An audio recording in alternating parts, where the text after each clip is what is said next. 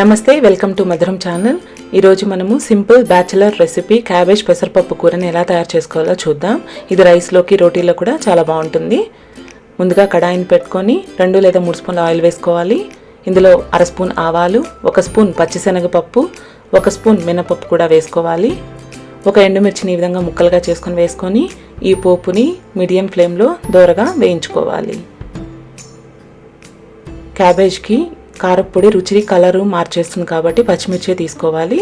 4 లేదా 5 పచ్చిమిర్చిని ఈ విధంగా సన్నగా కట్ చేసుకుని వేసుకోవాలి. అలాగే కొద్దిగా కరివేపాకు కూడా.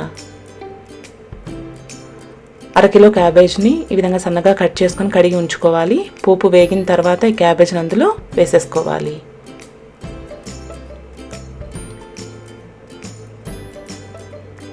క్యాబేజ్ అంతా ఇలా వేసుకున్న తర్వాత ఇందులో 1/2 స్పూన్ పసుపు, 1.5 స్పూన్ ఉప్పు కూడా వేసుకోవాలి.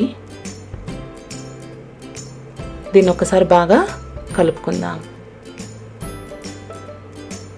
ఈ విధంగా బాగా కలుపుకున్న తర్వాత ఒక 1/2 కప్పు పచ్చి బఠానీ కానీ ఫ్రోజన్ గ్రీన్ పీస్ కానీ వేసుకొని మరొకసారి బాగా కలుపుకొని మధ్యలో ఈ విధంగా కొద్దిగా స్పేస్ని చేసుకోవాలి.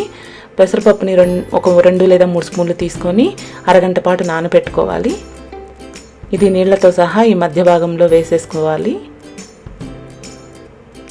ఇలా వేసుకున్న తర్వాత దీన్ని క్యాబేజీతో ఈ విధంగా కవర్ చేసుకోవాలి. ఇందువల్ల పెసరపప్పు త్వరగా ఉడికిపోతుంది. ఇప్పుడు మూతను పెట్టుకొని మీడియం ఫ్లేమ్లో బాగా ఉడికించుకోవాలి. 2-3 నిమిషాలకు ఒకసారి కలుపుతూ ఉండాలి.